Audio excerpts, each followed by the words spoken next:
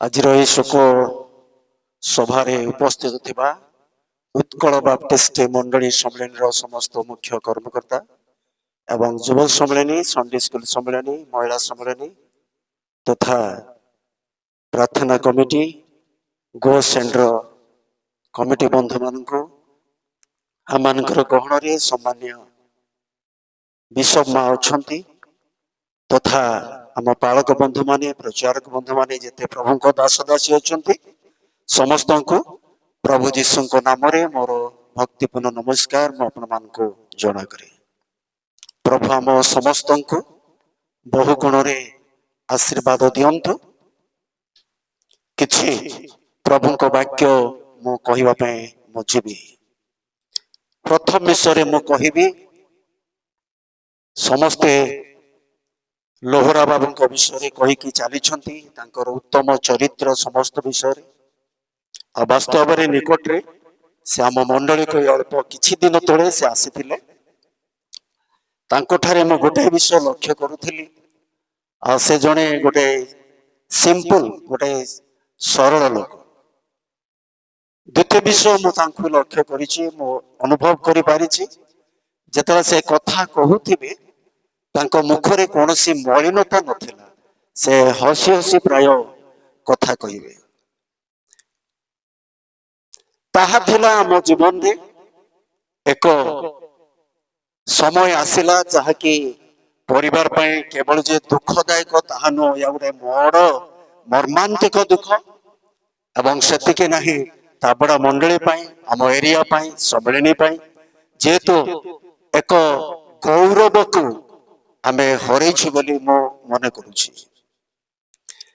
19 ତାରିଖ ରବିବାର, ଯେତେବେଳେ ସେ ଏଇ ରବିବାରରେ ଏଇ ଚର୍ଚ୍ଚରେ ସେ ଥିଲେ, ଆଉ ମୁଁ ଭାବୁଛି ସେମିତି ପରି ଟିକେ ଶୁଣିଛି, ସେ ଆଣ୍ଠୁ ପକେଇଲେ ପ୍ରଭୁ ଭୋଜକୁ। ସେ କଣ କଲେ?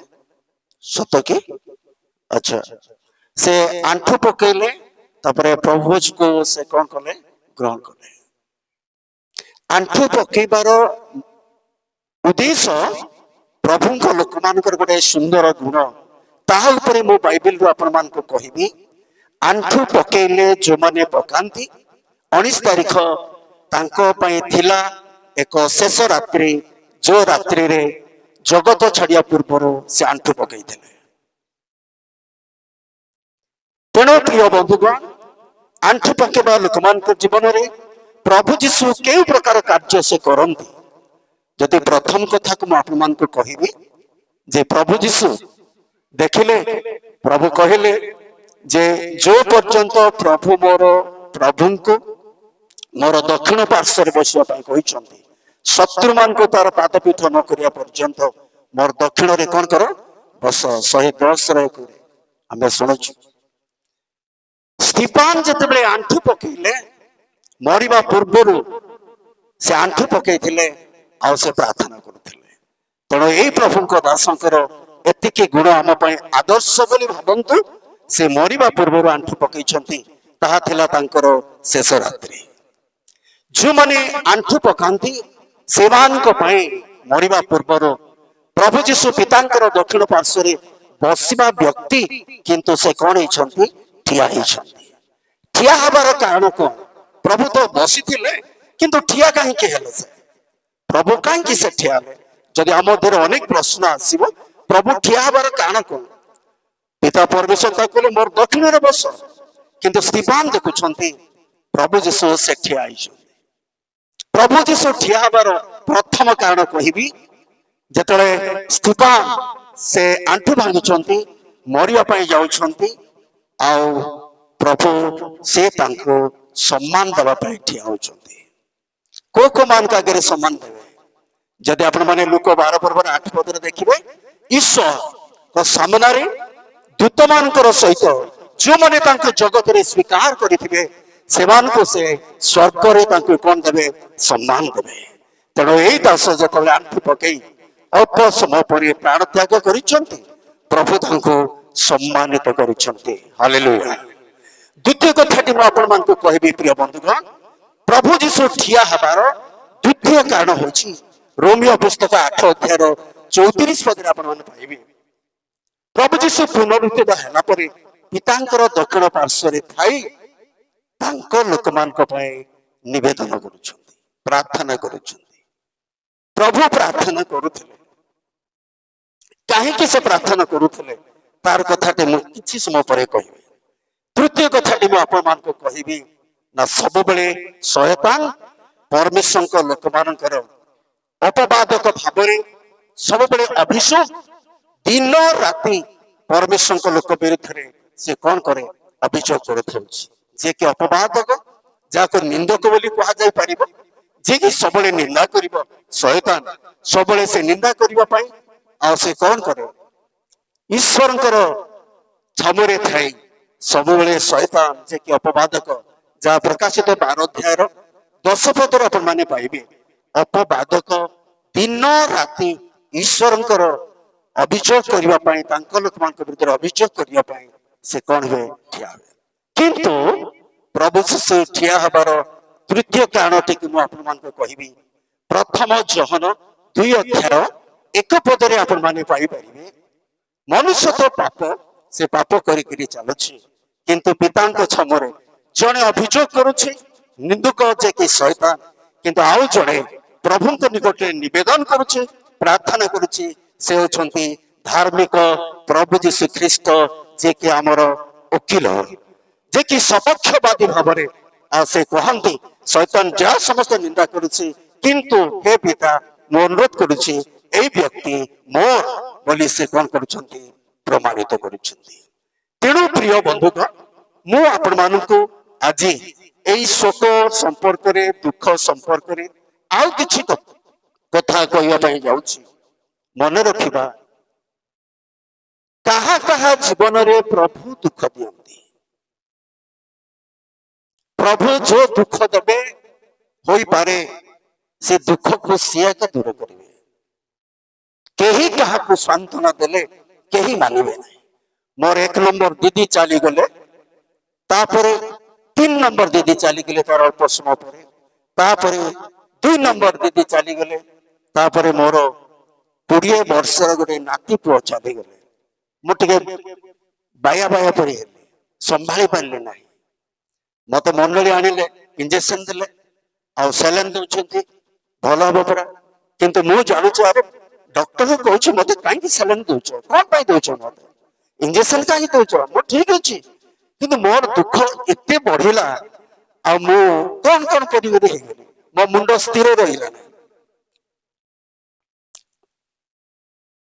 ମନେ ମନେ ଭାବୁଛି କାହିଁକି ପ୍ରଭୁ ଏତେ ସମସ୍ତ ଦୁଃଖ ଦେଲା। କିନ୍ତୁ ପ୍ରଭୁ ମୋ ହୃଦୟରେ ଗୋଟେ ସୁନ୍ଦର ଭାବ ଦେଲେ, ଆରେ ତୋର 3ଟା ଭଉଣୀ, ଗୋଟେ ନାତି ପୁଅ ମଲା ବୋଲି ଏତେ କାନ୍ଦୁଛୁ, ମାତ୍ର ମନେ ରଖ, ମୋର ଗୋଟାଏ ବୋଲି ପୁଅକୁ ଜଗତବାସୀଙ୍କ ପାଇଁ କେମିତି ଭାବରେ ତାର ପ୍ରାଣ ଯାଇଛି, ତୁ କଣ ତା ପାଇଁ କାନ୍ଦୁଛୁ? ତାହେଲେ ମତେ କେତେ ଦୁଃଖ ଲାଗୁନଥିବ।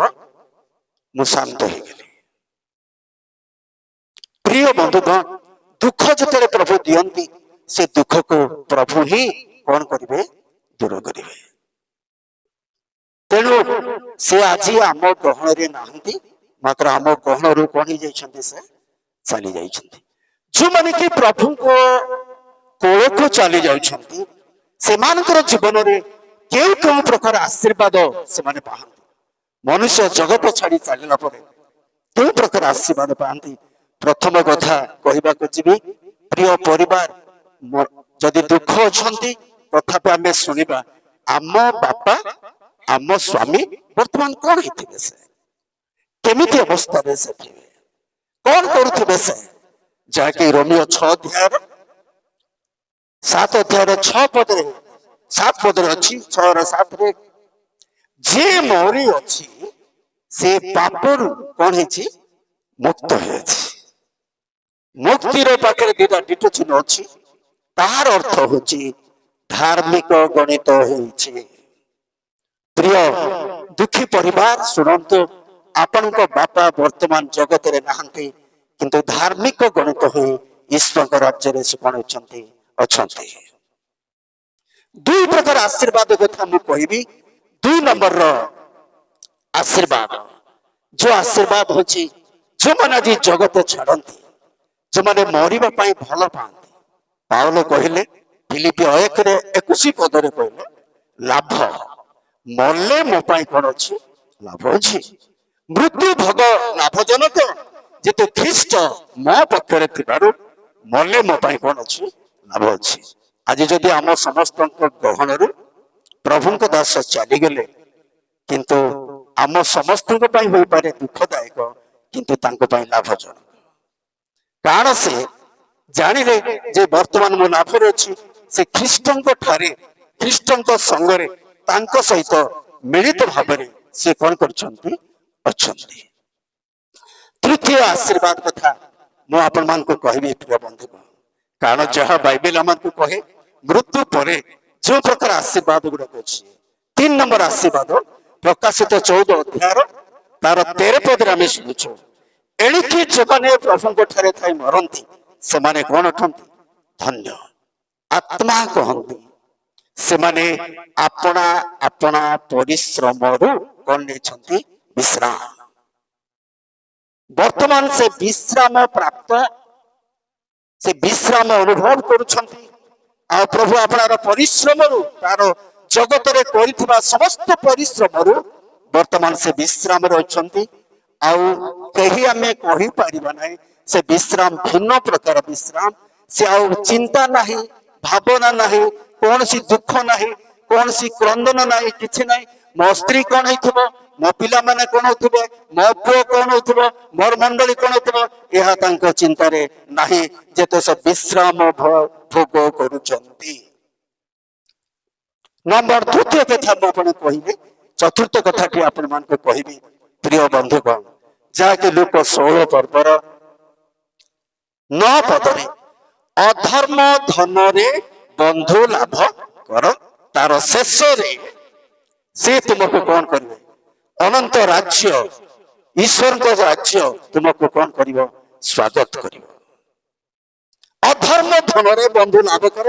ଆପଣ ମାନେ ସମସ୍ତେ କହିସାରିଛନ୍ତି ସେ ଜଣେ ଦାନଶୀଳ ବ୍ୟକ୍ତି ଥିଲେ, ଯାହାକୁ ଜ୍ଞାନୀ ସୋଲୋମନ କହିଲେ ଉପଦେଶକ ତାର 1:2 ଅସାରର ଅସାର ସକଳ ହିଁ ଅସାର।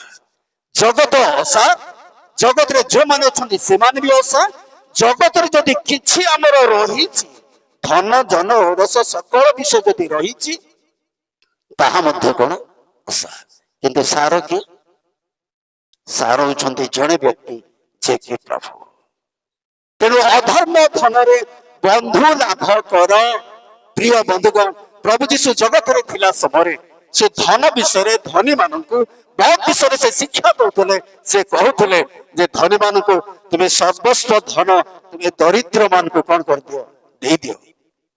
ମୋର ପଛରେ ଆସ, ମୁଁ ତୁମକୁ କୋଉଠି ଧନ ଦେବି? ସ୍ୱର୍ଗରେ ଧନ ଦେବି। କିନ୍ତୁ ଆଜି ପ୍ରିୟ ପ୍ରଭୁଙ୍କର ଦାସ ଯଦି ଆମ ଗହଣରେ ନାହାନ୍ତି, କିନ୍ତୁ ସେ ଜଗତରେ ଥିଲା ସମୟରେ ଅନେକଙ୍କୁ ଦାନ ଦେବା କଥା ମୁଁ କଣ କରିଛି? ଶୁଣିକିରି ଆସିଛି। କିନ୍ତୁ ଆଜି ସେ ବନ୍ଧୁ ଲାଭ କରିଛନ୍ତି। କାହା ସାଙ୍ଗରେ ଅଛନ୍ତି? ସ୍ତ୍ରୀ ସାଙ୍ଗରେ ଅଛନ୍ତି, ନା ଝିଅ ମାନଙ୍କ ସାଙ୍ଗରେ ଅଛନ୍ତି, ନା ପୁଅ ସାଙ୍ଗରେ ଅଛନ୍ତି, ନା ମଣ୍ଡଳୀ ସାଙ୍ଗରେ ଅଛନ୍ତି? ବର୍ତ୍ତମାନ ସେ କେଉଁ ପ୍ରକାର ବନ୍ଧୁକୁ ସେ ଲାଭ କଲେ? ସ୍ୱର୍ଗରେ ଅଛନ୍ତି ଈଶ୍ୱର, ଈଶ୍ୱରଙ୍କୁ ନିଜର ବନ୍ଧୁ ବୋଲି ଗ୍ରହଣ କଲେ। ସ୍ୱର୍ଗରେ ଅଛନ୍ତି ସ୍ୱର୍ଗଦୂତ ମାନେ, ସେମାନଙ୍କୁ ନିଜର ବନ୍ଧୁ ବୋଲି ସେ କଣ କରିଛନ୍ତି? ଗ୍ରହଣ କରିଛନ୍ତି। ବର୍ତ୍ତମାନ ଯାହା ଅଧର୍ମ ଧନରେ ବନ୍ଧୁ ଲାଭ କଲେ, এই ଅଧର୍ମ ଧନକୁ ଯୋଉଭଳି ଭାବରେ ବ୍ୟବହାର କରିବା କଥା ସେ ଉଚିତ କାର୍ଯ୍ୟ କରିଥିବାରୁ ସ୍ୱର୍ଗରେ ସେ ବନ୍ଧୁତ୍ୱ ଲାଭ କଣ କରିଛନ୍ତି? କହିଛନ୍ତି। କୋଉମାନଙ୍କ ସଙ୍ଗରେ ଅଛନ୍ତି?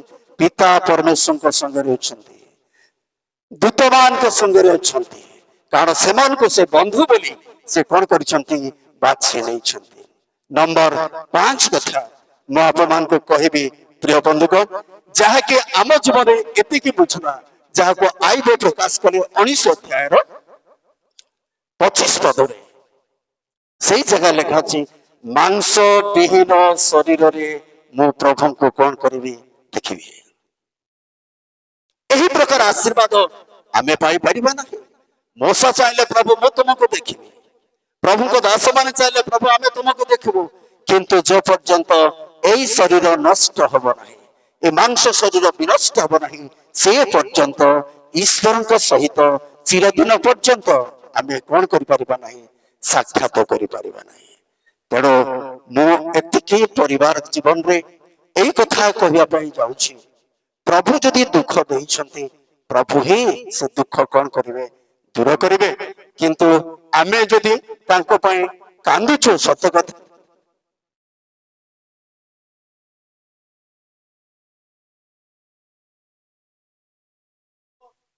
ଆମେ ଯେପରି